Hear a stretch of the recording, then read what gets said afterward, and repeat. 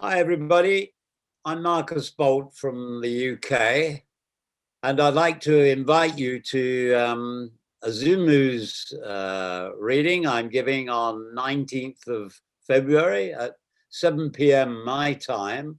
You'll have to look up your local times to tune in. And I'll be reading some poetry by some of the greats, and also poetry I've written on the same subject, which will be about grieving. I'd like to start off by reading a poem by the great W.H. Auden, which is very much about grieving. It's the famous one from 4 Weddings and a Funeral. And what I like about the poem is the mechanics of it. The underlying structure is very clear. And it's a poem, every time I read it, I see a deeper meaning. It is quite a poem.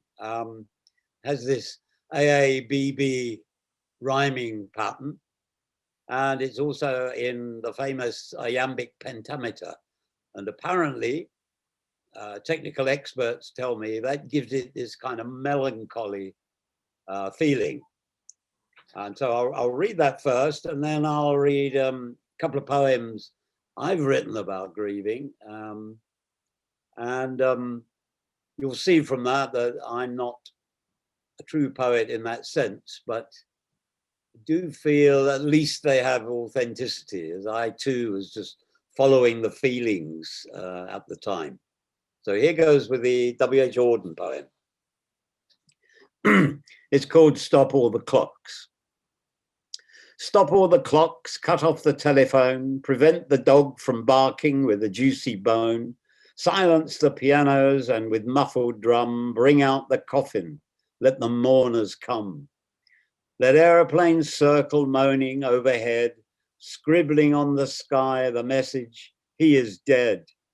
Put crepe bows round the white necks of the public doves. Let the traffic policeman wear black cotton gloves. He was my north, my south, my east and west, my working week and my Sunday rest, my noon, my midnight, my talk, my song. I thought that love would last forever. I was wrong. The stars are not wanted now. Put out every one. Pack up the moon and dismantle the sun. Pour away the ocean and sweep up the wood, or nothing now can ever come to any good.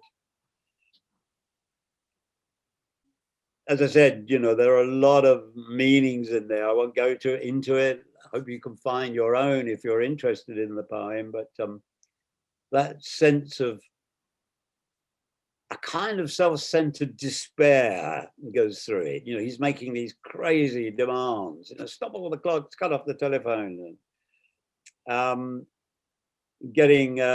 putting crepe bows around the white necks of public doves and traffic policemen wearing black cotton gloves, because it's such an event in his life. He feels like everyone must know about this. And I must say, I understand that. You know, when my wife died about, it'll be 5 years ago now, on the day before my birthday, a date I'll never forget, it was the same for me. You know, it was so overwhelming that it's almost like you can't understand why the whole world doesn't know about it. And because my despair and grief was so deep. Because, and the other problem was, my wife died very suddenly, unexpectedly. So there was no time to say our farewells, goodbyes, apologies. So it was a bit of a shock. Now I'm going to read 2 shortish poems I wrote.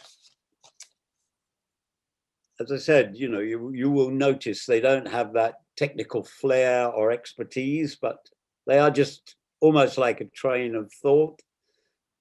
Although the first one does try and tell about an incident that actually happened. So I'll read this first. It's called Losing You Again. I entered the room and switched on the light. You were in bed, shifting, disturbed. For a couple of seconds, a joyous uprising. It hadn't happened. You were still here. Our old life was back. Then I saw it, a trick of the mind, synapses triggering past realities.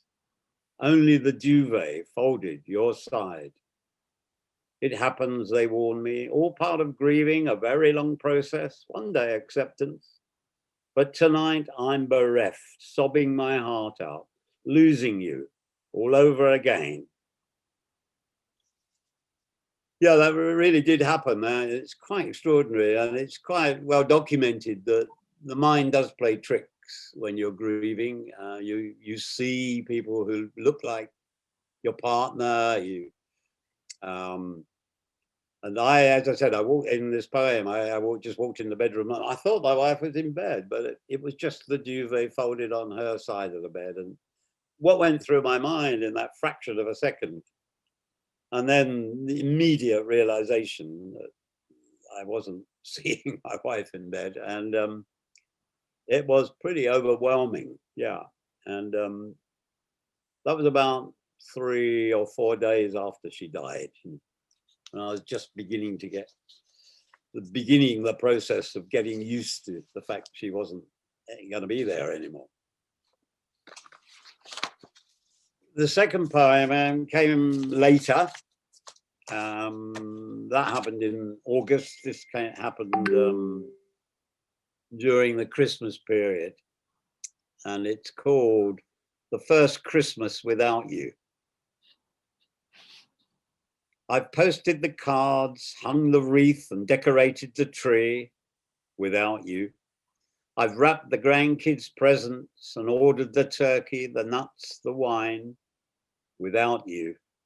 On Christmas Eve, I'll sit in front of the fire, watch TV and listen to carols without you. On Christmas Day, I'll cook and have dinner, then fall asleep to the Queen's speech without you. On Boxing Day, I'll wear a new jumper, go for a walk and eat leftovers without you.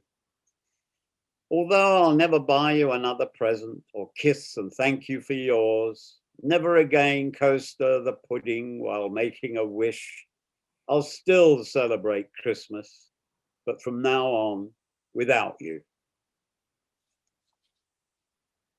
Yeah, I think that one was really about the richness that I realized after my wife was dead, the richness of our life in terms of trivia, just the everyday things. I think that's probably what I really missed. I didn't appreciate fully how rich our lives are, really. And those bits and pieces, wrapping presents, stirring the pudding, they're all so amazing. And I feel sometimes I didn't appreciate fully how it was, so that's why I needed to write that poem. I even miss the arguments. It's yeah. It's yeah. I sometimes wonder, we were married. Well, we knew one another, and then we were married 45 years. And I sometimes think, well, if I lived that long, it'd probably take 45 years to get over it. A kind of reverse winding down, and yeah. Yeah, someone put it very beautifully. I can't remember who it was now. I think it was a Subud guy I knew, and when he got divorced, and he said it was like undoing knitted nerve endings. And I thought, yeah, that's like grieving as well, and probably for every breakup, not necessarily by death, but yeah, that's part of the process we go through. Yeah. So I'd like to invite you again to my Zoomuse Poetry Reading on this coming Friday. It's at 7 p.m. my time. You could look up your local time to join, and I really hope you will. Yeah, so I look forward to seeing you there. Thank you.